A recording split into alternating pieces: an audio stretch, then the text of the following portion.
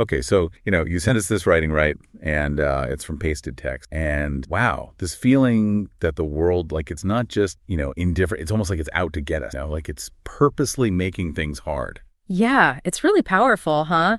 There's this feeling of being like totally opposed. I don't know if you know what I mean, but the author talks about this paradox, right? Like the more you hate something, the more it just seems to like. Right. It's like the universe is playing some cruel joke or something. Yeah. And then on the flip side, the stuff you really, really want, it's like there are all these roadblocks in the way. Exactly. And it's not just like the normal, good days and bad days everyone has. It's deeper than that. This author is asking, like, why is the world so set on making us miserable? Like, what's the point of all this disgust? It's like being thrown into a reality that just hates us for existing. And then there's this glimmer of hope, right? Like maybe someday it won't be like this. But if it doesn't change, that's where things get really dark. Yeah, but, just to be clear, the author does say they're not advocating for, self-harm or anything like that. Right. So our goal today is to kind of unpack all of this. We're going to look at these feelings, the questions the author is raising about life, and this whole idea that reality is like our enemy or something. So this feeling of just not fitting in, like constantly swimming upstream, it's so strong in the writing. What I find interesting is how the author sees this weird connection between what we want and what we get. It's like the opposite of what you'd expect.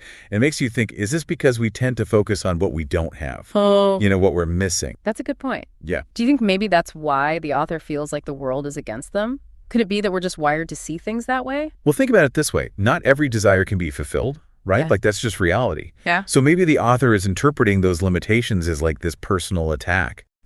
So instead of just accepting that some things are out of our control, it becomes like a battle. Exactly. And that kind of resistance, that struggle could be seen as part of, just being human, part of growing and learning. So maybe it's not that the world hates us. Maybe it's more like we're misinterpreting the signals, Right. What if the things we see as obstacles are actually opportunities in disguise? That's a really interesting way to look at it. What if this friction the author feels, it's not some evil force, it's just the natural push and pull of existence? Maybe it's what helps us evolve and adapt. That's something to think about for sure.